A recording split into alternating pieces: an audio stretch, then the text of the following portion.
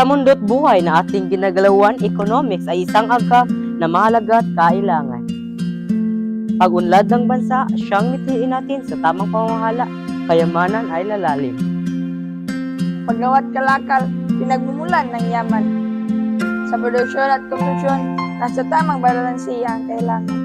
Presyo nagbabago ayon sa pangangailangan. Mula sa magsasaka hanggang sa negosyante, lahat ay may papel sa ikakaunlad ng bansa at kapwa. Economics, susi sa pag-angat ng bayan. Sa tamang gamit nito, kasaganaan ay ating makamtan.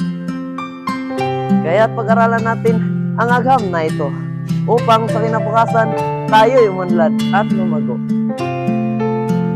Sama-sama tayo sa pag-unlad, ekonomiya ay aangat sa tulong nating lahat.